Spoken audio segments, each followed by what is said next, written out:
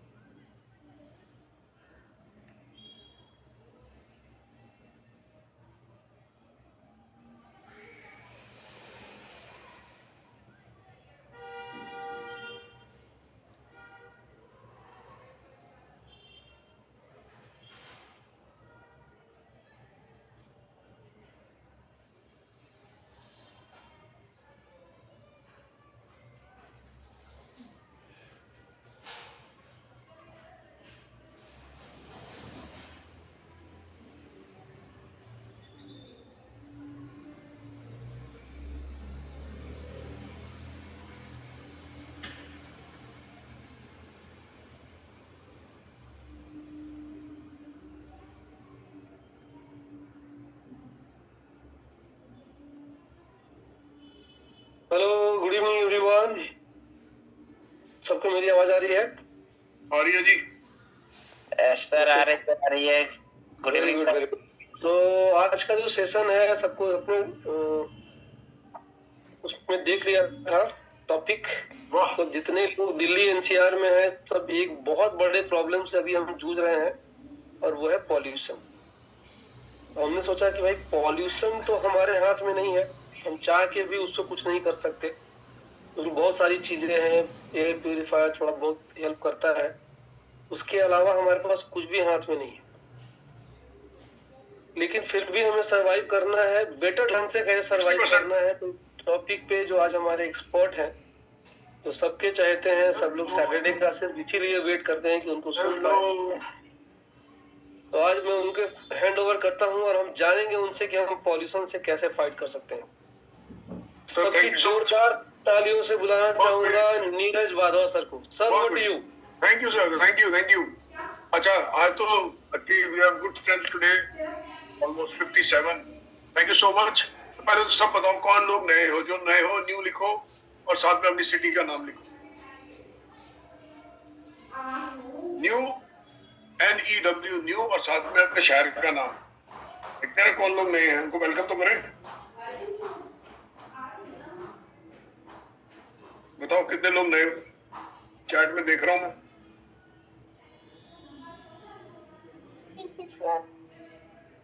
चलो जल्दी बताओ कौन कौन लोग नए हो, जब तक मैं अपनी जैसा है। कोई नए लोग? सब पुराने? आज तो बड़े सारे लोग हैं, नए लोग आए होंगे। हाँ, कुछ लोग आए हैं, न्यू है, बॉम्बे से, पूना से, झारखंड से, वंडरफुल। लोगों ने पूर्णिया से, सोलापुर से। ज्योति राम शिंदे जी न्यू बॉम्बे, वेलकम जी। विजय जी वेलकम न्यू झारखंड से। सुनील मिन्स न्यू, अभी बताया नहीं कहाँ से, सोलापुर से। अरे वाह, कंग्रेचुलेशन। चलो, अब इसमें से कितने लोग हैं जिन्होंने एटमी के कोई प्रोडक्ट यूज नहीं किए, फर्स्ट टाइम सेशन में भी आ रहे हैं और प्रोडक्ट्स के बारे में कुछ नहीं मालूम? डोंट नो लिखो, देखें कितने लोग हैं जो, फिर उस हिसाब से शुरू करेंगे। अब जब तक डोंट नो लिखो, डू नॉट नो, ठीक है। और अर्चना जी पुणे से, वेलकम अर्चना जी।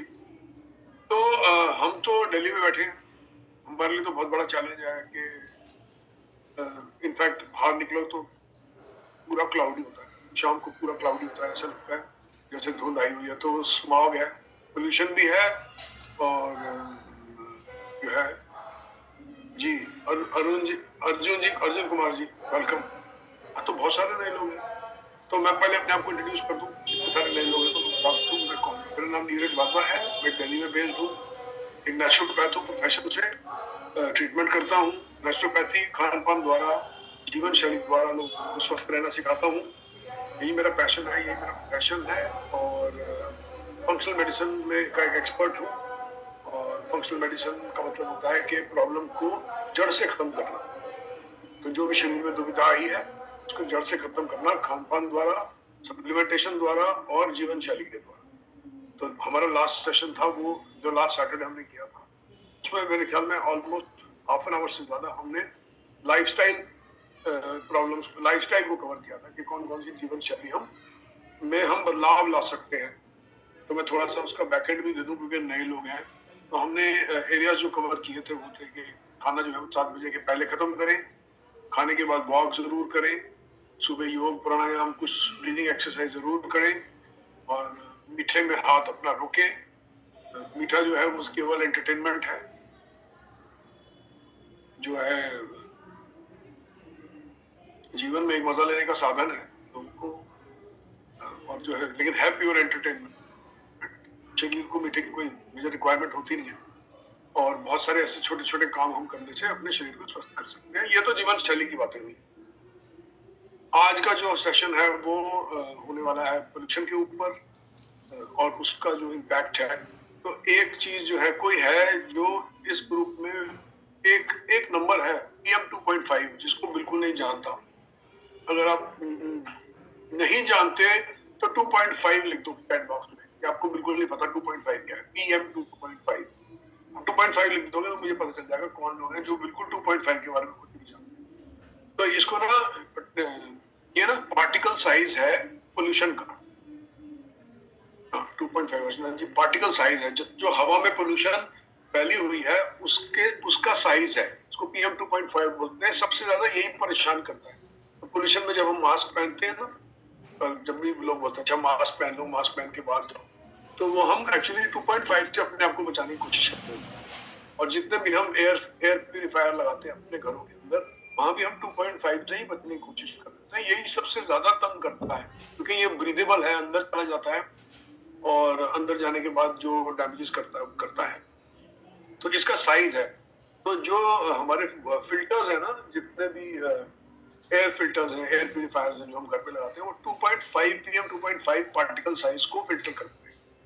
मास्क भी उसी लिए डिजाइंड है 2.5 पार्टिकल साइज को। तो सबसे जब हम दिल्ली में बाहर निकलते हैं और पोल्यूटेड एरिया होता है, तो जब जो बोर्ड्स लगे होते हैं जो हमें पोल्यूशन बता रहे होते हैं, उसमें PM 2.5 के लेवल्स भी आ रहे होते हैं। और इसी से ही AQI खराब होती है। माहौल जो है ना, एनवायरनमेंट जो है सबसे ज्यादा इसी से। तो एक तो हम अपने आप को इससे बचाते हैं 2.5 से, और दूसरा अब इसके अंदर होता क्या क्या है हवा के अंदर, जो खराब हवा होती है। बेसिकली मैं पहले पोल्यूटेंट्स की बात करता हूँ। तो पोल्यूटेंट्स हमारे शरीर में खाने से आते हैं और हवा से आते हैं। वही रास्ते हैं, खाना, पानी और हवा। 3 रास्ते से हमारे शरीर में पोल्यूटेंट घुस सकते हैं, और हमें तीनों से जितना हम बच सके अच्छा है। अब जब हम नहीं बच पाते तो हम कुछ एक्शंस ले सकते हैं उनको बाहर निकालने के, ठीक है ना। तो जितना मैं पोल्यूशन से बच पाऊंगा ऑब्वियसली बचूंगा। खाने के पोल्यूशन से बचूंगा, पानी के पोल्यूशन से बचूंगा। हम RO लगा रखा है उससे पानी के पोल्यूटेंट से बचने के लिए, लेकिन फिर भी शरीर के अंदर पोल्यूटेंट्स चले जाते हैं। ये कौन से पोल्यूटेंट्स हैं? ये मरकरी, कुछ लोग अगर लिखना चाहें तो लिख भी सकते हैं। मरकरी है, कैडमियम है, लेड है, आर्सेनिक है। ये हैवी मेटल्स हैं जो हमारे शरीर के अंदर चले जाते हैं। ये कहाँ से आते हैं? ये पानी के रास्ते से आते हैं, ये खाने के रास्ते से आते हैं, और ये हवा की पोल्यूशन से। हवा की पोल्यूशन से कहाँ से आ सकते हैं? दिल्ली में पर्टिकुलर हम डील करते हैं वो ये है जो पराली जलाई जाती है, खेतों में आग लगाई जाती है। जैसा वो कर देना बीच में ना म्यूट। जो पराली जलाई जाती है उससे आती है, उससे पोल्यूशन जलाते हैं। और जो गाड़ियों का ट्रैफिक होता है, आजकल दिल्ली में बड़ी सख्ती हो रखी है। ये बड़ी कंस्ट्रक्शन एक्टिविटी भी दिल्ली में बंद है। जब इतनी हाई पोल्यूशन हो जाती है तो कंस्ट्रक्शन पे बैन लग जाता है, क्योंकि कंस्ट्रक्शन से भी PM 2.5 हवा में जाता है और उससे भी पोल्यूशन होती है। बिल्डिंग मटेरियल जो है, रेता लगता है, बदरपुर लगता है, मिट्टी उगती है, और जो कि बहुत सारी पुरानी गाड़ियां हैं उन पर रोक लग जाती है, जो कि ऑड इवन होना शुरू हो जाता है दिल्ली के अंदर। तो ये जो मैंने हैवी मेटल्स बताए, आर्सेनिक है, लेड है, मर्क्यूरी है, कैडमियम है, ये वो है जो डिफरेंट सोर्सेज से आता है। इसमें आर्सेनिक जो है वो हवा से आता है, लेड जो है वो हवा से भी आ सकता है, फूड से भी आ सकता है, खाने के द्वारा, पानी से भी आ सकता है, और कैडमियम जो है वो हवा और पानी दोनों से, कैडमियम भी हवा से आता है, मरकरी फूड से आ सकता है।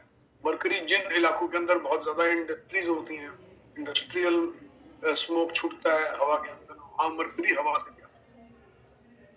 तो डिफरेंट डिफरेंट एरिया से ये हैवी मेटल्स हमारे शरीर के अंदर जाते हैं और यही हमारे को नुकसान पहुंचाते हैं। अब सवाल यह है कि ऐसे क्या एटमी के पास ऐसा क्या है जिस इन चीजों से को अपने शरीर से निकाल सकते हैं। हम बच नहीं सकते। बचने का तरीका के लिए कोई सप्लीमेंट नहीं चाहिए, कुछ भी, कोई चेंजेस नहीं चाहिए। क्योंकि वो तो आपको जो बचाव करने की कोशिश करोगे, पानी के रास्ते पे हमने आरओ लगा रखे हैं, हवा के रास्ते में हमने वो लगा रखे हैं, लेकिन हम बाहर भी निकलते हैं, बाहर निकलते हैं तो हवा तो खराब होती है। मैं मास्क पहनता हूँ, एटमी ने मास्क भी लॉन्च किए हुए हैं बहुत अच्छे। मैं इनफैक्ट लोकल मास्क, मेरे मास्क खत्म हो गए थे तो मैं जाके लोकल केमिस्ट से ले आया और मैंने रियलाइज किया लोकल मास्क की फिटिंग अच्छी नहीं थी, मेरे मुंह पे अच्छी तरह बैठता नहीं था जो इतना बढ़िया एटमी का मास्क बैठता है। और एटमी के मास्क के अंदर थिकनेस बहुत अच्छी थी। जब सांस लेते थे तो एटमी का मास्क सांस के साथ खिंचता है और छूटता भी है सांस में, इससे पता चलता है कि लीकेज नहीं है उसके अंदर कोई। तो ये एटमी के मास्क की बहुत अच्छी ब्यूटी थी। तो मैं एटमी के ही मास्क यूज करता हूँ जब हम बाहर जाते हैं। और होता क्या है, मैं अपने लिए बता सकता हूँ, अगर मैं बिना मास्क के बाहर चला जाऊँ तो मैं फिर उसके एक दिन भी अगर बाहर निकल जाता हूँ तो मैं फिर ना 2-3 दिन तक खांसी रहती है। और मैं नोटिस कर पाता हूँ कि मेरी ये जो एरिया है इसमें खराश है। हम तो रहते, अब हमारे पास चॉइस नहीं, हम तो रहते पोल्यूशन वाले इलाके के अंदर, तो there is not much we can do. तो अगर आप ऐसे इलाके में नहीं रहते तो आप बहुत खुशकिस्मत, पहाड़ों में रहते हैं तो और भी खुशकिस्मत है। कई बार सोचते हैं कब दिल्ली छोड़े और कब पहाड़ों में जाए। एनीवे, तो अब हमारे पास प्रोडक्ट क्या है? सबसे पहला प्रोडक्ट हमारे पास, अगर मैं तो बढ़िया चीज ये है कि बहुत चीपर साइड में, बिल्कुल भी एक्सपेंसिव नहीं है, वो स्पिरुलिना दोनों काम करता है। दोनों काम का मतलब क्या? शरीर को न्यूट्रिशन देने का काम भी करता है और दूसरा शरीर के अंदर से हेवी मेटल्स और टॉक्सिन्स को निकालने का।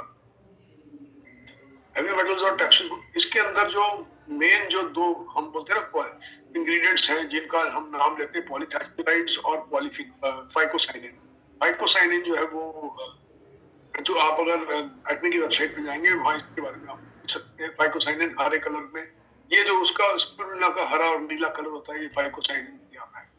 और ये दोनों चीजें जो है ना, ये स्पिरुलिना की जो ब्यूटी है, स्पिरुलिना की प्रॉपर्टी है हैवी मेटल को बाइंड करने की, तो वो जो है ना हैवी मेटल को अपने साथ बाइंड कर लेता है और फिर टूल के रास्ते से जो है ना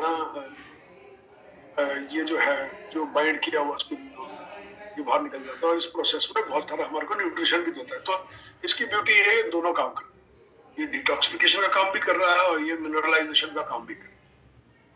अब सवाल ये है कि ये बाइंडिंग कहाँ होती है? बाइंडिंग जो है ना हमारी गट के अंदर, जब गट के अंदर इंटेस्टाइन्स के अंदर पहुंचता है स्पिरुलिना, तो वहां जो भी टॉक्सिन्स वहां पे होते हैं उनको अपने साथ जो है चिपका लेता है। और इसके करने से सबसे बड़ी बात यह है कि आपको ना बेनिफिट जो मिलता है वो मिलता है कि बाइंडिंग नहीं होने की वजह से, बाइंडिंग होने की वजह से जो हेवी मेटल्स आपके शरीर के अंदर डिफरेंट पोल्यूशन के रास्ते से अंदर घुसते हैं वो बाहर भी निकल सकते। मैंने जो है अपना खुद का एक टेस्ट कराया था, इस टेस्ट को बोलते हैं ओलिगो स्कैन। और अगर आप चाहें तो मैं आपको गूगल पे दिखा भी सकता हूँ। मैं वैसे प्रिपेयर्ड नहीं था उसके लिए, लेकिन मैं फिर भी आपको दिखाता हूँ, आपको पता हो तो आप इसका बहुत सारा फायदा उठा सकते हैं। मैं एक बार दिखाने की कोशिश करता हूँ, होल्ड करें। टेस्ट कहाँ होता है वो मैं बाद में समझाऊंगा, लेकिन क्या होता है पहले मैं वो समझा, ठीक है?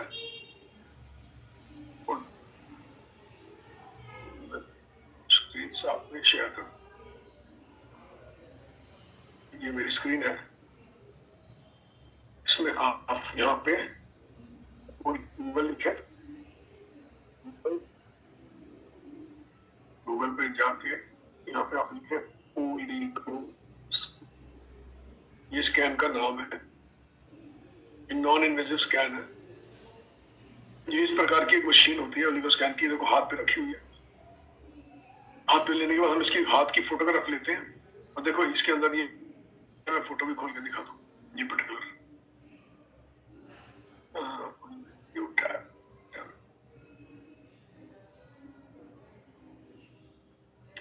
खोल नहीं पा रहा, लेकिन आई होप ये जैसा दिख रहा है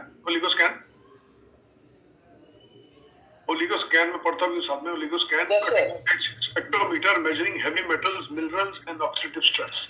इस छोटी सी मशीन को right click on it sir, save the file and then open file as a image format. Open image into tab. अच्छा बड़ी छोटी सी आई है, ठीक है। ये इस तरह से हाथ पे रख के zoom in, zoom out, zoom in, zoom in, zoom in, zoom out. Thank you so much, thank you so much. वो ना मैं जूम कर नहीं रहा था क्योंकि वो ब्लर हो जाएगी इमेज। ये ऐसे करके हाथ पे रख के इसकी पिक्चर ली जाती है और फिर कंप्यूटर में पूरा डेटा आ जाता है कि आपके शरीर के अंदर हेवी मेटल्स कितने हैं। तो ये मैंने अपना करवाया था, तो मेरा अप्रोक्सीमेटली 61% के आसपास आया था। 61% डिफरेंट मेरे ब्लड में डिफरेंट लेवल्स थे, कैडमियम के, मरकरी के, लेड के, और इस टेस्ट से मुझे पता चला था और मैंने तब से स्पिरुलिना की यूजेज बढ़ा दी है। तो अगर आप स्पिरुलिना का वो देखेंगे, स्पिरुलिना आते कैसे है हम आपसे शेयर करता हूँ। ये इस पैकेजिंग के अंदर फिसल कर बैठ कर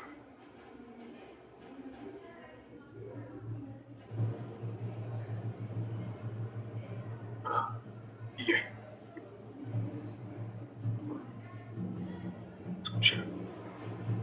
ये इस पैकेजिंग के अंदर आता है और अप्रोक्सीमेटली आप जो है ना, अगर हमारा पर्पस है अपने शरीर में से हैवी मेटल्स निकालना, तो इसके अंदर एक 2 ग्राम का स्कूप होता है। वो आपको एवरीडे 1 स्कूप एवरीडे आप मॉर्निंग में एम्प्टी स्टमक भी ले सकते हैं, और प्रेफरेबली जब आप स्टार्ट करते हैं ना तब ये 2 ग्राम से नहीं स्टार्ट करना, तब ये चौथे से स्टार्ट करना है। 500 मतलब 2 स्कूप का चौथा हिस्सा वहां से स्टार्ट करना है और खाली पेट नहीं जाना। आपको ये किसी फूड के स्टार्ट करना है और देखना है आपकी बॉडी कैसे बिहेव करती है। जिन लोगों के स्टमक का डाइजेशन पावर अच्छा नहीं होता, उन लोगों को ये शुरू में तंग कर सकते हैं कि भाई कुछ लोगों को जिनका डाइजेशन पावर अच्छा नहीं होता उनको गैस बन जाती है इसके कारण से। लेकिन जिनका डाइजेशन पावर अच्छा नहीं है तो उस केस में हम कहते हैं फिर बहुत ही थोड़ी डोजेज से शुरू, एक्सट्रीमली थोड़ी, मतलब 1 पिंच इतने से शुरू करके देखो, फिर धीरे धीरे उसको इम्प्रूव करो, ठीक है। तो ये स्पिरुलिना लेने से जो है ये क्या करती है, बॉडी के अंदर से हेवी मेटल्स, जो मैंने मेटल्स बोले जो कुलीचर के रास्ते से चले जाते हैं उनको ये निकाल देती है। और इसका दूसरा सबसे बड़ा फायदा ये है कि ये शरीर के अंदर ग्लूटाथाइन की प्रोडक्शन को बढ़ाता है। बहुत सारे लोग जानते हैं ग्लूटाथाइन जो है ना हमारे शरीर का एक मास्टर एंटीऑक्सीडेंट है, उसकी प्रोडक्शन को ये बढ़ाता है और उसकी वजह से लीवर की डिटॉक्सिफिकेशन पावर बढ़ती है। तो लीवर की अपनी पावर भी बढ़ती है शरीर में से टॉक्सिन्स को निकालने की, अगर हम इसको इस्तेमाल करते हैं। तीसरा ये ऑक्सीडेटिव जो स्ट्रेस होता है शरीर के अंदर, ऑक्सीडेटिव स्ट्रेस होता है जिसकी वजह से शरीर जो है जैसे हम जब ऑक्सीजन ब्रीथ करते हैं तो बहुत बार ऐसा होता है कुछ ऑक्सीजन के दुष्प्रभाव भी होते हैं शरीर में। जैसे ऑक्सीजन जंग लगाती है, जैसे हम सेब काटते हैं तो सेब थोड़ी देर के बाद काला हो जाता है, तो जंग लग जाता है उसको, फूड को भी, वो उसको आयरन होने की वजह से। तो ऐसे ही हमारा शरीर भी तो आयरन से ही बना हुआ है, शरीर के हर हिस्से में आयरन है, हमारी मांसपेशियां आयरन से, आयरन है उसके अंदर, हमारे खून में आयरन है, हम एक आयरन ड्रिवन ह्यूमन है, तो एनिमल है कि हमारा शरीर पूरा ही लोहे से बना हुआ है। जिस प्रकार से पत्ते जो हैं वो मैग्नीशियम से बने, क्लोरोफिल, और जो पत्तों की क्लोरोफिल होती है वो हमारे लिए बहुत यूजफुल होती है, इसीलिए लोग हरी चीजें खाने को बोलते हैं, हरी पत्तेदार सब्जियां खाने को बोलते हैं। और इसका जो स्पिरुलिना होता है इसके अंदर क्लोरोफिल होती है, तो ये उसका क्लोरोफिल जो है इटसेल्फ एक ये न्यूट्रिशन वाला भाग है। अभी हम डिटॉक्सिफिकेशन वाले भाग की बात कर रहे थे स्पिरुलिना की, तो न्यूट्रिशन का भाग है वो क्लोरोफिल जो है हमारे को बहुत ताकत देती है और बहुत शरीर को ऑक्सीडेटिव स्ट्रेस से बचाती है। जितनी भी कलर्ड चीजें हैं ना वो एंटीऑक्सीडेंट का काम है। जैसे हम कलर्ड चीजें कौन कौन सी खाते हैं, हम फल से खा सकते हैं, हम जामुन खा सकते हैं, हम ब्लूबेरीज खा सकते हैं, हम लाल रंग की वो खा सकते हैं, हरे रंग की कीवी खा सकते हैं, आम में भी एंटीऑक्सीडेंट होते हैं। और हम जो है मैंने मोस्टली चीजें बताई थी, तो जो चीजें कलर्ड होती हैं, जैसे काली गाजर आती है, लाल गाजर में भी एंटीऑक्सीडेंट होता है, काली गाजर में भी काली गाजर तो सबसे सस्ता एंटीऑक्सीडेंट का स्रोत, इसीलिए जो है कांजी जो है वो दोनों काम करती है। सर्दियों में लोग कांजी पीते हैं, वो एंटीऑक्सीडेंट भी दे रही होती है और वो प्रोबायोटिक भी दे रही होती है। और सेम काम स्पिरुलिना शरीर में जाके गट बैक्टीरिया को भी मदद करती है। ये अकेला ये नहीं है कि वो देखो न्यूट्रिशन भी दे रही है, डिटॉक्सिफिकेशन भी देती है और गट बैक्टीरिया को मदद कर रही है, और तीनों चीजें आपको पोल्यूशन के एनवायरनमेंट में रहने में मदद करेंगी और उस एनवायरनमेंट में स्वस्थ रहने में भी मदद करेंगी। इसलिए हमने क्या चीज नहीं कवर करी, ऑक्सीजन देख लिया, देख लिया, देख ली, इन्फ्लेमेशन को रिड्यूस कर, सबसे जरूरी इन्फ्लेमेशन किसी भी प्रकार का। तो आप खांसी सर्दी जुकाम से भी डील कर रहे हैं, पोल्यूशन की वजह से जो इन्फ्लेमेशन हो रहा है उससे नहीं स्पिरुलिना बहुत आराम है। तो बहुत सारे पैरामीटर हैं जिन पे हम, अच्छा मैं बैठ के एक बार सोच रहा था, जो कौन बताएगा, बड़ा इंटरेस्टिंग सवाल है कि जब हाई पोल्यूशन एरियाज होते हैं, इंडस्ट्रियल एरियाज होते हैं जहाँ पे कंस्ट्रक्शन हो रही होती है, तो बहुत सारे लोग जो इन एरियाज में काम करते हैं, जो लोग पोल्यूटेड एरियाज में काम करते हैं, वो अपने आप क्या चीज खाकर डिटॉक्स करते हैं। एक कॉमन की चीज है, जैसे मैं किसी को जानता हूँ, उनका प्रिंटर के पाउडर का काम है, तो उनकी फैक्ट्री में हवा में प्रिंटर का पाउडर बहुत रहता है, उनकी भी सारी लेबर जो है ना वो खाती है। बताओ अगर तुमको बाद में पता, जैगरी खाकर, जैगरी क्यों खाई जाती है? जैगरी भी बाइंडिंग का काम है। जैगरी शरीर में जाने के बाद टॉक्सिन्स को बाइंड करके बाहर निकाल, तो जितना नींबू एंड टमाटर, नींबू एंड टमाटर, नींबू एंड टमाटर। अच्छा, मैं तो ये अवेयर नहीं था, मैं गुड़ के बारे में ही अवेयर था। तो गुड़ और जैगरी का बहुत ज्यादा यूज है, लेकिन आप एक चीज देखो, हम ना गुड़ हर जगह नहीं यूज कर सकते, क्योंकि जो लोगों को लाइफस्टाइल चैलेंजेस हैं, जिन लोगों को जीवन शैली के चैलेंजेस हैं, डायबिटीज है, ब्लड प्रेशर है, उस प्रकार की चीजें हैं जो कि ऑलरेडी जिनकी इंसुलिन फास्टिंग बहुत हाई है, तो मैं उनको गुड़ नहीं रेकमेंड कर सकता। उस केस में स्पिरुलिना बहुत बढ़िया काम करेगी। और गुड़ जो है आप ज्यादा मात्रा में गुड़ खा भी नहीं सकते, ना खा लो तो इवेंचुअली अगर आप वेट इशू से डील कर रहे हो फिर आप ज्यादा गुड़ नहीं खा सकते, गुड़ और खंड। तो ये वो भी एक ऑप्शन है, ये भी मैं एक ऑप्शन बता रहा हूँ। ये आप थोड़ी ज्यादा मात्रा में खा सकते हो, 2 से 3 ग्राम तक भी खाई जा सकती है। मैं जनरली 2 ग्राम खाता हूँ। तो जो हमारी पैकिंग आती है, जो मैंने अभी स्क्रीन पे दिखाई थी, वो 200 ग्राम की पैकिंग है और उसके अंदर एक स्कूप भी होता है 2 ग्राम का, तो अप टू 2 ग्राम खा सकते हैं। लेकिन इस बात को क्लियर रखें कि जिन कुछ लोगों को इससे गैस, बहुत थोड़े लोग होते हैं, मैं मतलब आप इसमें मत जाइएगा कि अच्छा मेरा तो पेट खराब है या मेरा डाइजेशन कमजोर है। इन ट्राई करके देखें, क्योंकि ऐसा जरूरी नहीं है आप जिसको कमजोर डाइजेशन मान रहे हो कमजोर डाइजेशन। और इसके अंदर जो इंग्रेडिएंट्स हैं, ये ना एक लूप है, जब ये आपको सूट कर जाए, जब आप इसको खाना शुरू करो तो ये आपकी डाइजेशन पावर को ही बढ़ाने वाला है, एक लूप है। तो इसलिए अगर आपको लगता है कि शुरू हमेशा बहुत थोड़े से करें और धीरे धीरे उसको बिल्ड करें, अपने आप को बिल्ड करें, उसके फिर फायदे देखें और देख लिया आप। और जब ये आपको सूट करने लगे तब आप इसके ऊपर एम्प्टी स्टमक पे जंप कर सकते। बेस्ट रिजल्ट ये तभी देगा जब आप इसको एम्प्टी स्टमक लो।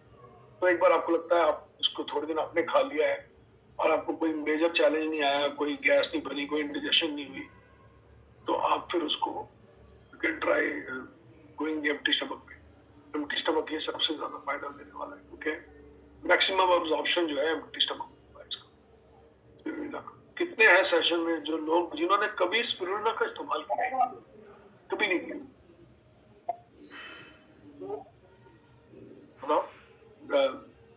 नेवर लिख दो चैट बॉक्स में, देखते हैं कितने लोग हैं जिन्होंने कभी इस्तेमाल नहीं। और दूसरे जब तक कोई लिखते हैं लोग, मैं आगे बता दूं, वो लोग जो किडनी चैलेंजेस से डील कर रहे हैं वो इसको बिना डॉक्टर की सलाह के ना यूज करें, ठीक है?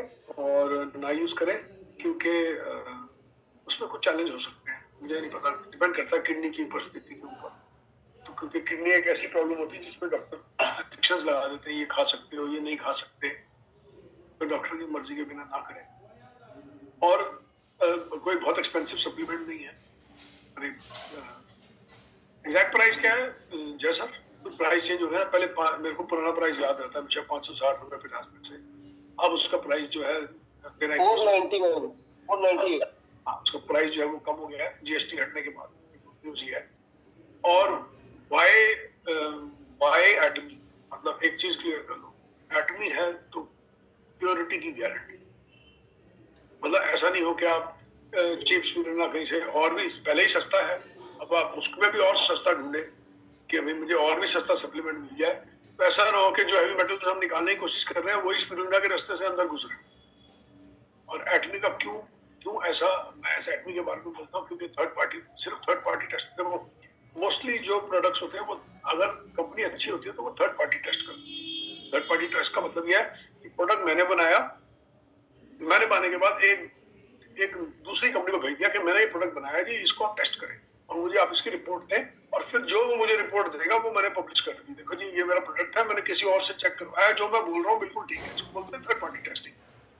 लेकिन एटमी की जो टेस्टिंग है ना, वो उसकी ब्यूटी है, वो तो वो भी थर्ड पार्टी टेस्टिंग, लेकिन एटमी प्रोडक्ट इंडिया में बनाता है फिर टेस्ट करने कोरिया भेजता है, फिर कोरिया से अपडेट आती है प्रोडक्ट ठीक है कि नहीं, ये इंटरनेशनल स्टैंडर्ड का है कि नहीं है। इंटरनेशनल स्टैंडर्ड होना चाहिए, वो इंडिया की फसाई ने स्टैंडर्ड रखे हुए हैं उससे भी ऊपर का है, ठीक है, उससे भी ऊपर का है, क्योंकि वो इंटरनेशनल स्टैंडर्ड्स को करता है। क्योंकि एटमी ने इवेंचुअली उन प्रोडक्ट्स को इंडिया में बनाने के बाद इंडिया के बाहर भेजना है, और वो चाहते हैं जिस भी कंट्री में जाए वहां पास हो जाए। तो इसलिए प्रोडक्ट का स्टैंडर्ड जो है, प्योरिटी एक्सट्रीमली हाई होती है, और थर्ड पार्टी टेस्टिंग होती है। केरी उसको, जो कोरिया की कंपनी है, कोरियन एटॉमिक रिसर्च इंस्टीट्यूट, वो जो है इनको इस प्रोडक्ट को थर्ड पार्टी टेस्ट की रिपोर्ट देती है, वो वहां से पास होता है, तब एटमी उस प्रोडक्ट को हमारे को सप्लाई करती है। तो इसलिए ब्यूटी ये है कि बिल्कुल प्योरिटी बहुत हाई है और प्रोडक्ट के अंदर हैवी मेटल्स बिल्कुल भी नहीं होते। तो हम नहीं चाहते स्पिरुलिना एक और रास्ता बने हमारे को हैवी मेटल। ऑलरेडी हमारे खाने के रास्ते से बहुत हैवी मेटल्स चाहते हैं। मैं बहुत सारी कोशिश करता हूँ ऑर्गेनिक खाऊं, ऑर्गेनिक खाने की कोशिश करता हूँ, अच्छा खाने की कोशिश करता हूँ, लेकिन मेरे भी हैवी मेटल्स लो नहीं है, क्योंकि मैं एक ऐसे एनवायरनमेंट में रहता हूँ। तो मेरी हमेशा कोशिश रहती है कि लीवर फंक्शनिंग बेस्ट रहे, लीवर ही डिटॉक्स करेगा। और दो काम है, देखो लीवर से हमेशा सामान बाहर नहीं निकलेगा, कुछ सामान स्टूल के रास्ते से जो बाहर जा रहा है वो भी बाइंड होकर बाहर निकाला जा सकता है, तो वो उससे फायदा ये होता है कि पोल्यूटिंग वाले एरिया के भी आप स्वस्थ हैं। तो आपको ये मैं स्पिरुलिना से कोई बीमारी नहीं है मेरे को, ना मैं ब्लड प्रेशर से डील करता हूँ, ना मैं डायबिटीज से डील करता हूँ, ना मैं कोई चैलेंजेस है, ना थायराइड का इश्यू है, कोई इश्यू नहीं है। लेकिन मैं स्पिरुलिना रोज खाता हूँ। क्यों खाता हूँ? क्योंकि मुझे ऐसा लगता है कि मैं जब इनफ सब्जियां नहीं खा पाता, जब इनफ सैलेड नहीं खा सकता, तो उस वक्त स्पिरुलिना मेरे लिए एक विकल्प होता है अपने शरीर में नेचुरल तरीके से विटामिन और मिनरल डालने, मेरा विकल्प होता है, और वो मेरे को डबल फायदा देता है। मेरे को डिटॉक्सिफिकेशन भी दे रहा है, मिनरलाइज, ठीक है। तो ये तो एक चीज हुई जिससे हम पोल्यूशन से बच सकते हैं। दूसरा जो हमारा प्रोडक्ट है मैं शेयर करता हूँ स्क्रीन पे। उस प्रोडक्ट कौन बताएगा दूसरा प्रोडक्ट क्या है हमारा, जो हमें पोल्यूशन से बचा सकता है? सबको पता है इस ग्रुप पे जो बनाने बैठे हैं।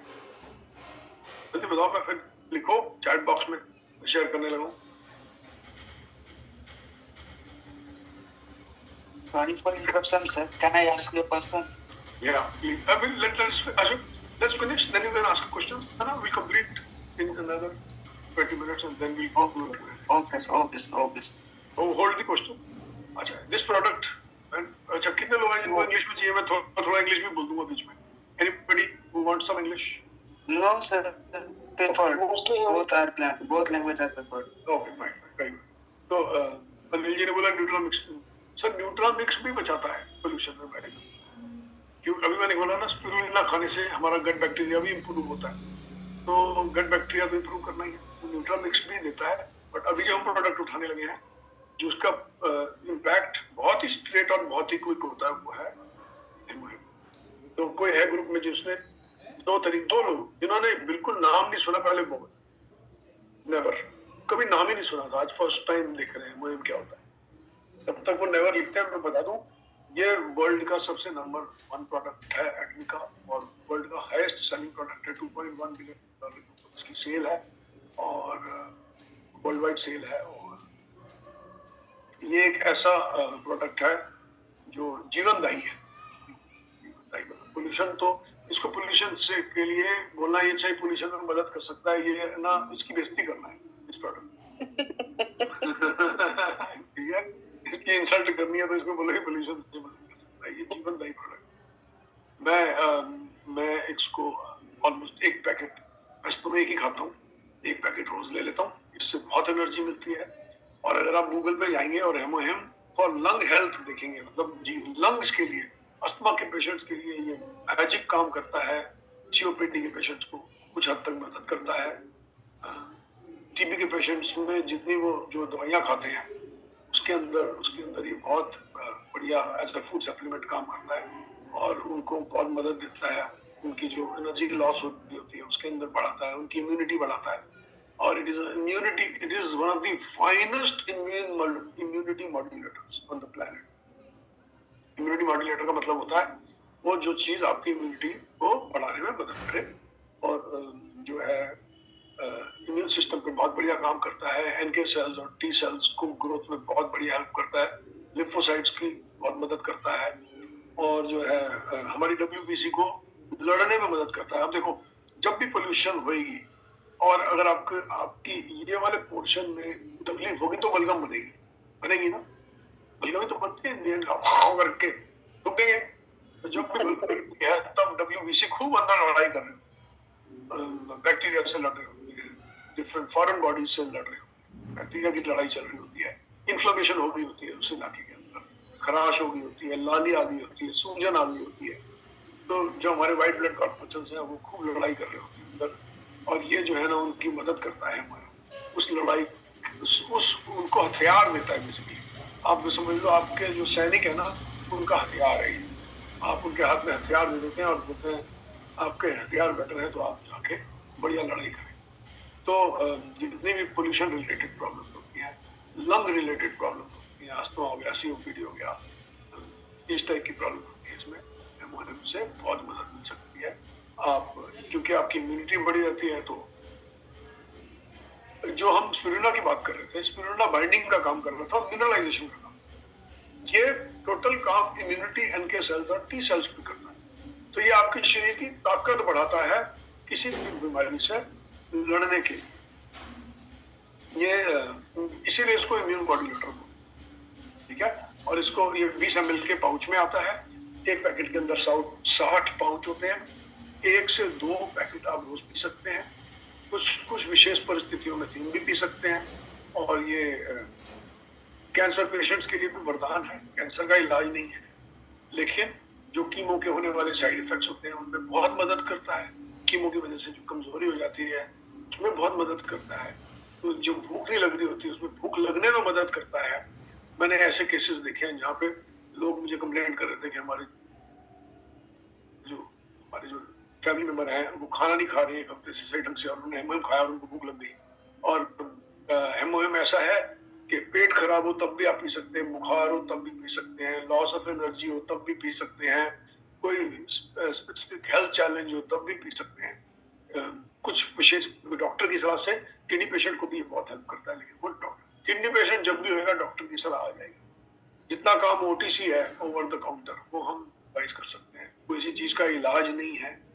लेकिन इंटरेस्टिंग चीज ये है कि जब शरीर की इम्यूनिटी ठीक होती है, इम्यूनिटी मॉड्यूलेट होती है, इम्यूनिटी इंप्रूव होती है, तो शरीर ही सबसे बड़ा डॉक्टर है। अगर आपने अपने शरीर की इम्यूनिटी बढ़ा दी तो बाकी काम तो शरीर खुद ही कर लेगा। अगर आपको खांसी जुकाम है तो मैं बोल रहा हूँ अच्छा ये खांसी जुकाम का इलाज नहीं है, लेकिन ये आपकी इम्यूनिटी बढ़ा दी। तो जब आपकी इम्यूनिटी बढ़ जाएगी तो खांसी जुकाम तो अपने आप ही ठीक कर देगा शरीर। वैसे भी खांसी जुकाम अगर कोई दवाई ना लो तो बोलते हैं हफ्ते जुकाम होता है तो हफ्ते में तो अपने आप ही ठीक हो जाता है। तो आप इम्यूनिटी बढ़ाओगे तो और भी जल्दी ठीक होगा। तो जो है ये इम्यून को बढ़ाने में काम करता है, रेडिएशन से हमारे को प्रोटेक्ट करता है। तो अगर हमें पोल्यूशन से बचा रहना है तो ये 2 प्रोडक्ट मैं हाईली रिकमेंड करता हूँ कि भी आप 1 से 2 जो है मुहिम एक दिन में जरूर पिए। और शुरुआत में थोड़ा 500 मिलीग्राम का कैप्सूल भी ले सकते हैं स्पिरुलिना का, या फिर पाउच लेके उसी में ही 2 ग्राम के जो स्कूप है उसका चौथा हिस्सा ले सकते हैं और धीरे धीरे अपनी ओवर पीरियड डोजेज बढ़ा सकते हैं। इससे जो है आपको ताकत भी मिलेगी आपको एनर्जी भी मिलेगी, आपका हेमोग्लोबिन भी बढ़ेगा। जिन लोगों का हेमोग्लोबिन कम होता है, स्पिरुलिना उसमें भी बहुत मदद करता है हेमोग्लोबिन बढ़ाने के अंदर। One of the finest products. और लेडीज के तो वैसे ही बहुत काम का है। लेडीज की मेंस्ट्रुअल इश्यूज होते हैं तो वो उनको हर महीने ब्लीडिंग होनी होती है, उसमें भी बहुत मदद करता है कि आपका दोबारा से खून बनाने में मदद करता है। दोनों ही प्रोडक्ट्स, अगर मैं बिल्कुल लेमन लैंग्वेज में बोलूँ ना, दोनों ही खून बढ़ाने के प्रोडक्ट्स हैं। हम बहुत बार होता है ना लेमन लैंग्वेज में बोलते हैं ये चीज खाने से खून बढ़ता है, तो दोनों ही खाने से खून बढ़ता है। और हेमोग्लोबिन में दोनों ही प्रोडक्ट से हेमोग्लोबिन में उछाल आता है। हेमोहिम पीने से भी हेमोग्लोबिन में उछाल आता है, स्पिरुलिना पीने से भी हेमोग्लोबिन में उछाल आता है। तो जिनको एनीमिक है उनको बहुत फायदा देगा, ठीक है। और हमने कवर कर लिया energy, radiation, respiration, lung health, inflammation, immunity, सारे एरियाज हमने कवर कर लिए। और जो है अब जो है तो अगर आप पोल्यूशन वाले एरिया में रह रहे हैं, हाँ एक लास्ट चीज जो मैंने कवर नहीं करी, सारा सीखने के बाद ना सबसे बड़ा चैलेंज क्या आएगा? सबसे बड़ा चैलेंज आएगा पैसे, मनी। ये बहुत महंगा है। कितने लोगों को महंगा लगता है जल्दी बताओ? चैट बॉक्स में लिखो महंगा, एक्सपेंसिव या महंगा। चैट बॉक्स में लिखो। अभी मेरा देखो धारणा तोड़ना हूँ आपकी, मैं आपको थोड़ा गाइड करूंगा इसमें, महंगे और सस्ते में। क्योंकि अगर आप उसको महंगा बोल रहे हैं तो आपका क्लाइंट भी महंगा बोल रहा है। तो क्लाइंट महंगा बोलेगा तो फिर आपसे क्लाइंट लेगा नहीं। हर चीज पैसे पे डिपेंड करती है। तो महंगाई क्या हुआ? पैसा और क्या? तो किसको लगता है ये बहुत महंगा है? कौन इस वजह से नहीं पीता कि महंगा है? जिसे लगता है कि सर अमाउंट जरूरी है, उसी में लगता है महंगा है। अरे कोई भी नहीं बोल रहा, सामने बैठोगे तो सब बोल दोगे महंगा है, महंगा है, महंगा है। अच्छा, आज बड़ा इंटरेस्टिंग हुआ। आज किसी ने आके मेरे को बोला, एक ना दिल्ली में 14 फरवरी को एक सिंगर है, उनका शो होने वाला है। मैंने बोला अच्छा, टिकट कितने की है? बोला 2500 रुपये। मैंने बोला यार बड़ी महंगी टिकट है। तो बोला वो सबसे सस्ती टिकट है। तो मैंने बोला ये 2500 की टिकट तो बड़ी महंगी है यार। तो सर नहीं सर, वो 2500 की टिकट तो सबसे सस्ती वाली है, महंगी टिकट तो 15,000 की है। तो मैंने बोला अच्छा। तो फिर उन्होंने बोला कि अभी ना 1-2 दिन में हमने टिकट खरीद लेनी है। मैंने बोला वो क्यों? बोला फरवरी में शो है, अगर हम वो टिकट अभी नहीं खरीदेंगे तो सारी टिकट बिक जाएगी। बताओ मैं क्या कहने की कोशिश कर रहा हूँ?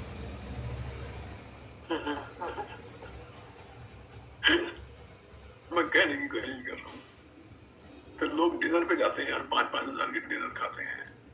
लोग जो है पार्टीज पे जाते हैं, पिक्चर देखने जाते हैं तो 2,000 रुपए।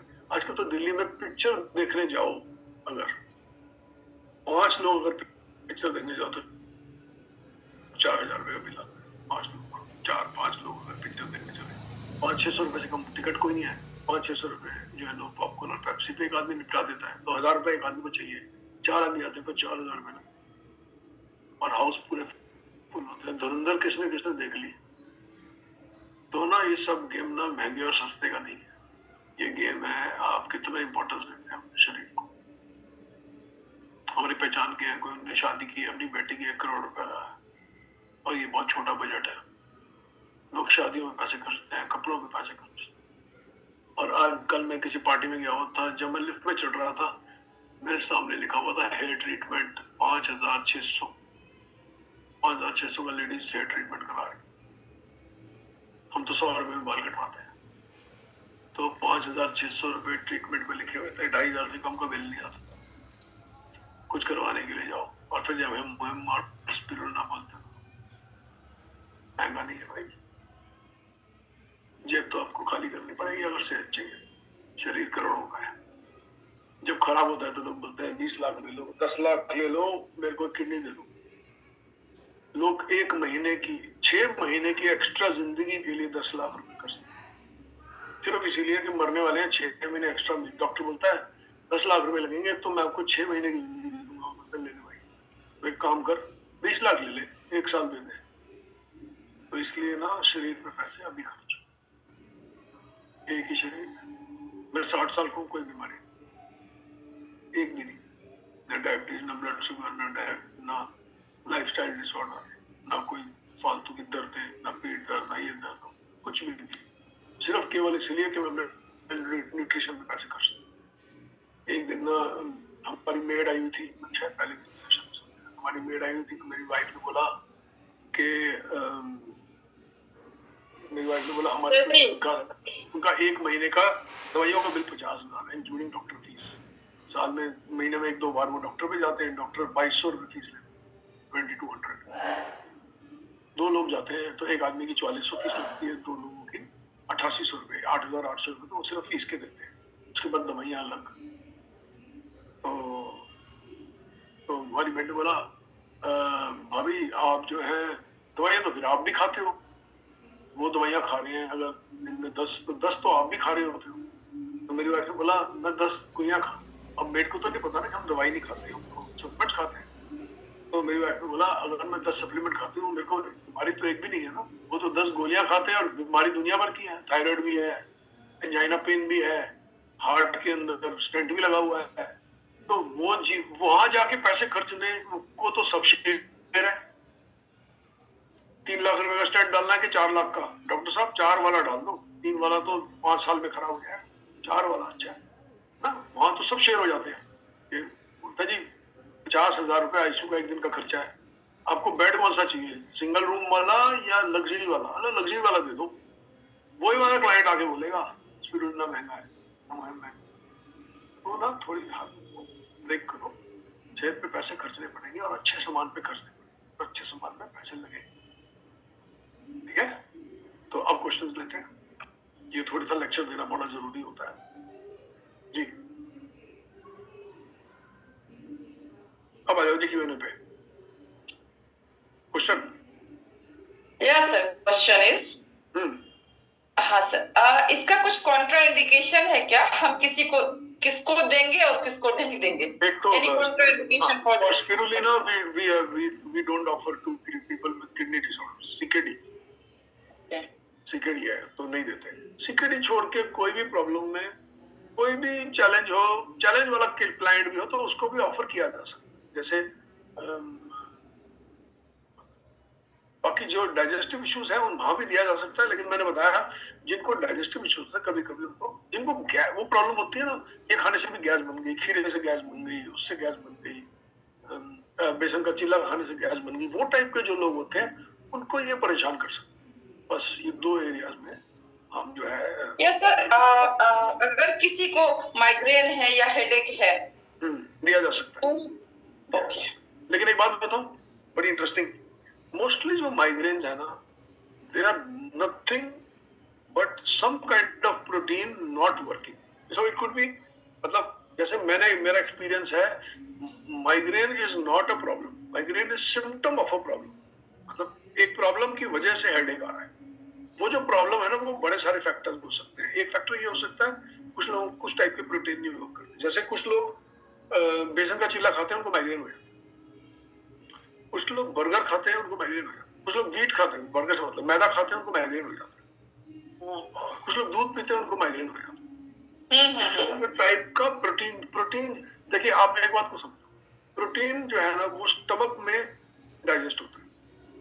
हमारा पहला जब कोई भी टाइप का प्रोटीन खाएंगे, पनीर खाएंगे, टोफू खाएंगे, दाल खाएंगे, उसका जो प्रोटीन है ना वो स्टमक ने हैंडल करना है।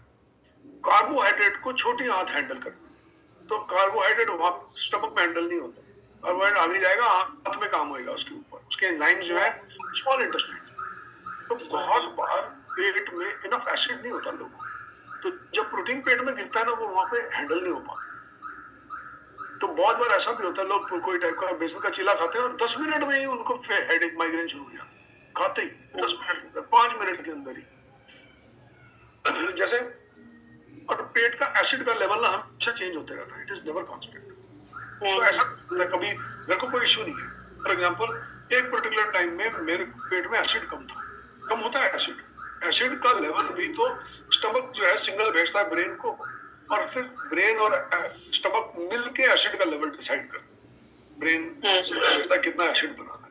तो ऐसा भी हो सकता है कि मेरे को प्रॉब्लम कुछ नहीं है, लेकिन एक पर्टिकुलर टाइम में मेरे पेट में एसिड कम है और मैं बाजार गया और मेरे को ना मन किया छोले भटूरे खा लूं। मैं भटूरे नहीं खाता, लेकिन मैं छोले खा लूं। मैं थोड़ा ऑफ व्हीट रहता हूँ, ऑफ ग्रेन रहता हूँ, लेकिन छोले तो मेरे लिए प्रोटीन होते हैं। तो मैं, और खासकर दिल्ली में जो कुलचे होते हैं, मैं भटूरे नहीं बोल रहा, कुलचे, दिल्ली में कुलचे भी, जब मैं उसके चने खाता, मैंने खाए तो मैंने नोटिस किया 5 मिनट में मेरे को आई है। मुझे एक चीज समझ में आई, ये हेडेक मुझे इसलिए आई है कि जब मैंने अभी ये चने पेट में डाले मेरे एसिड के लेवल कम, तो माइग्रेन जो है ना बहुत बार एक्चुअली सिर का प्रॉब्लम है ही नहीं, माइग्रेन स्टमक का प्रॉब्लम। दूसरा ये कि जब अगर एसिड कम होगा, सपोज आपको प्रोटीन खाया और हेडेक हुई भी नहीं, लेकिन वो प्रोटीन आगे चला गया स्मॉल इंटेस्टाइन और वो अनडाइजेस्टेड है, अभी वो बराबर ढंग से स्टमक ने हैंडल नहीं किया और उसके बाद वो बड़ी आंत में चला गया, तो वहां पे उसकी जो फर्मेंटेशन होनी है वो अच्छी नहीं हुई और फिर वो फर्मेंटेशन नहीं होगी तो वो वहां गैस बनाएगा। अब वो गैस अंदर अगर फंस गई, गैस तो बनी लेकिन बाहर नीचे से बाहर नहीं निकली, ना नीचे से बाहर निकली ना ऊपर से बाहर निकली, माइग्रेन हो जाएगा। ऐसे कुछ लोगों को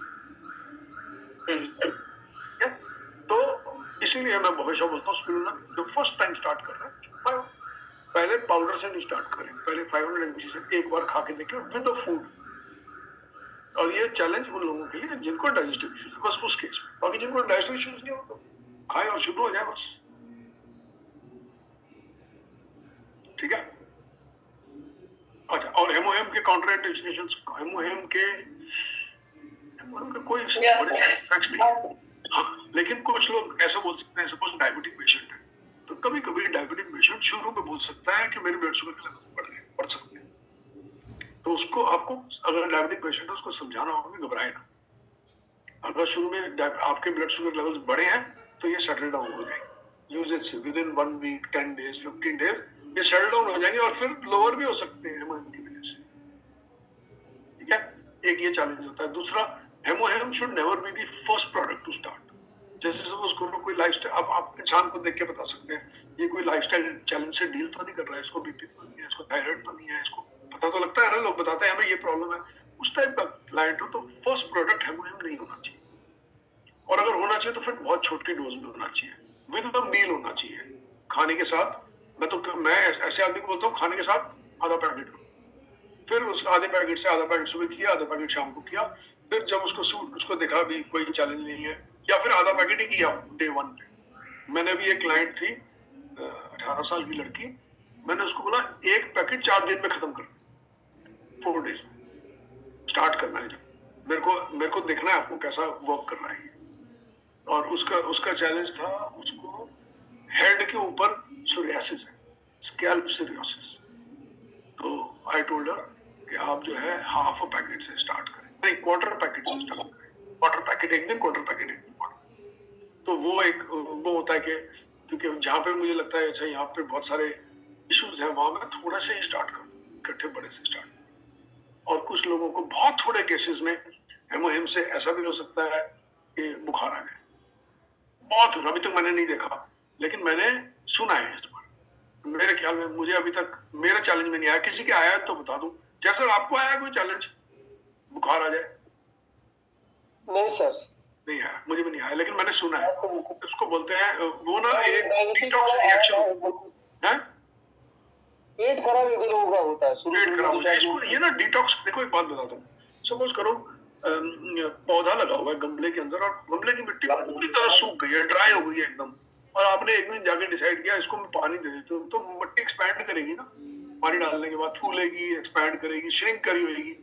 शरीर भी ऐसा है, जब शरीर को न्यूट्रिशन मिलता है ना तो अंदर भी कुछ काम होता है, और वो प्रोसेस कुछ लोगों के लिए अनईजी होता है। शुरू में उनको अनईजी फील लगेगा, कैसा भी अनईजी हो सकता है, वो इंडाइजेशन हो सकता है, थोड़ा सा बुखार हो सकता है, ऐसा भी हो सकता है कि कुछ लोग पिए और बोले मुझे एक आध फिंसी निकल रही, ऐसा भी होता है, वो डिटॉक्स रिएक्शन होता है। और ये बहुत कम लोगों को होता है, पहले क्लियर कर दूं, मतलब इतने घबराओ मत जाना, ये सब हो जाएगा, बहुत कम, मतलब 100 में 1, 100 में 2 ऐसा। और इसलिए तैयार कर रहा हूँ कि ऐसा नहीं हो कि आप किसी क्लाइंट को प्रोडक्ट दें और आप तैयार ना हो, आपके पास जवाब होना चाहिए। उनका क्लाइंट को लगना चाहिए वो जिनसे डील कर रहा है उसको पता है कि वो क्या काम कर रहा है,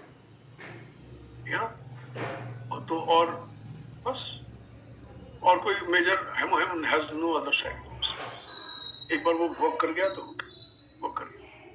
आज एक लेडी का बेटी को ना बताता हूँ, उनकी बेटी को वो थी, आपको बताता हूँ डिफरेंस कैसे लोग बिहेवियर कैसे चेंज होता है। उनकी बेटी को टीबी, मैंने उनसे पूछा कि आपकी सर मेरी इमेज ठीक आ रही है, मेरे को तो नहीं हुई,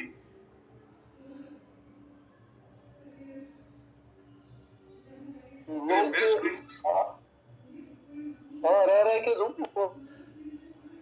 ठीक करता हूँ, अब ठीक हो जाएगी मेरे ख्याल में। हाँ जी, हाँ ठीक है ना। अब ठीक है। मैंने उनको पूछा, अच्छा वो मेरे को ना मंडे को मिलने आ रही है, उनकी बेटी को थायराइड इशू है और उनकी बेटी को टीबी है। तो मैंने उनसे पूछा टीबी है, दवाई शुरू होगी? बोला हाँ शुरू हो गई, 3 महीने के ऊपर हो गई। तो ऐसा कुछ चैलेंजेस आए? बोला हाँ 2 महीने तक तो इतनी तबीयत खराब हुई, इतनी तबीयत खराब हुई, दवाई सूट ही नहीं कर रही थी। मैंने कहा फिर क्या किया? हम खिलाते गए खिलाते गए खिलाते गए, डॉक्टर ने बोला सूट करेगी खिलाओ। 2 महीने के बाद जाके उसका दवाई सूट कर। अब बताओ, दवाई सूट नहीं कर रही थी तो क्यों खिलाते गए? खिलाते गए ना क्योंकि उनको किसी ने ये बताया था कि ये सूट करेगी, आप इसको यूज करो, ये इवेंचुअली आपको फायदा देगी। तो वो विश्वास आपको अपने क्लाइंट को, ऐसा नहीं है उसने छलांग मार के बोली। तो आप जब, और उसने मानी क्यों? क्योंकि उस क्लाइंट पेशेंट को ये था कि जो मुझे बता रहा है वो एक्सपर्ट है। तो आप इसको, मैं आपको सब चीजें डराने के लिए नहीं बता रहा, मैं आपको बता रहा हूं ताकि आप जवाब दे सको, आपके क्लाइंट को लगे आप एक एक्सपर्ट आदमी। और जब वो चैलेंज आए तो उसको पता है, क्लाइंट को आप बोल सको अच्छा ये चैलेंज आता है, ठीक है। क्योंकि जब हमने शुरू में हेमोएम यूज किया था, हमें तो चैलेंज आए थे, तो हमें उस वक्त हमें नहीं पता था इसको कैसे डील करेंगे। मेरे को आज याद है जैसर के पास एक क्लाइंट था, उसका ब्लड शुगर बढ़ गया। जैसा क्या बोला था उसने 3 दिन में? उसने तो बहुत पंगा कर दिया था, तो पूरा कर दिया था क्योंकि हम और हमने जैसर में फर्स्ट टाइम हेमोएम दिया था, फर्स्ट टाइम, जवाब नहीं थे। तो बहुत शुरुआती टाइम की बात, बिल्कुल एकदम अभी हेमोएम लॉन्च हुए 1 हफ्ता हुआ था, मतलब वो टाइम की बात। So you have to be ready with your answers. When your client thinks you are the expert, when your client thinks आपको आपका काम आता है, वो आपकी बात सुनेगा। उसी प्रकार से जैसे उस लेडी ने 2 महीने अपनी बेटी को दवाई खिलाती थी, जबकि तबीयत खराब होती थी, दवाई से सूट नहीं कर रही थी, लेकिन खिलाती गई। आखिरी में उसने बोला मेरे को बेटी को दवाई सूट कर गई, अब 1 महीने से हम बहुत खुश हैं। नेक्स्ट क्वेश्चन, और क्या है?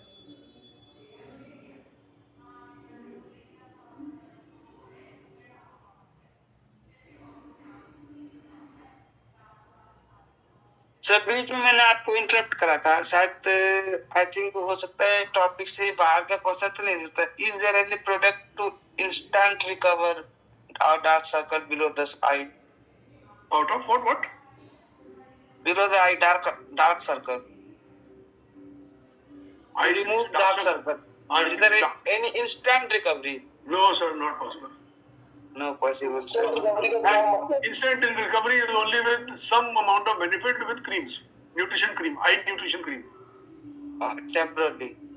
नहीं temporary तो मैं नहीं बोलूँगा, but recovery है। eye nutrition cream एडमी की बहुत अच्छी है, you can use it, उससे कुछ ना कुछ फायदा होगा, लेकिन सोर्स पे तो काम करोगे ना साथ में। अब सोर्स का मतलब है किस वजह से आँख के नीचे कालापन आ रहा है, उसको तो हटाओगे ना। नहीं तो उसको मैं टेम्पररी वर्ड नहीं यूज करूंगा, मैं उसको बोलूंगा आपके पानी, आपके जल लोटे के नीचे छेक है और आप पानी डाली जा रहे हो, तो भरेगा तो ही, निकलता भी तो जाएगा। Yes sir. सर दूसरा आपने एक जिक्र करा था सप्लीमेंट के बारे में जी। हाउ कैन वी से कि both are sick? How can we say? Horlicks के बारे में जिक्र करा था, सप्लीमेंट। हाँ तो हम अब दूसरे अपने क्लाइंट को कैसे कह सकते हैं? हाउ कैन वी प्रूव कि Atomy is better than Horlicks, because Horlicks is in market in the longest time, with the longest time. Horlicks को किससे कंपेयर कर रहे हो? किस चीज से कंपैरिजन? अगर हमारे पास सप्लीमेंट है ना सर एटोमी के पास, हाँ, तो जैसे स्पिरुलिना है, हम तो पॉइंट वाइज करें ना, जैसे स्पिरुलिना है या हेमोएम है, उसको किससे कंपेयर करना चाहिए? हेमोएम का तो कंपैरिजन ही कोई नहीं है, और किससे कंपेयर करें? और देखने से ये कह सकते हैं सर कि हॉर्लिक्स से फार बेटर है हम। दोनों एक हवाई जहाज है और दूसरा शिप है, कंपैरिजन ही नहीं है ना। हॉर्लिक्स के तो बड़े सारे प्रोडक्ट हैं, और हॉर्लिक्स से तो एटमी के किसी के प्रोडक्ट के साथ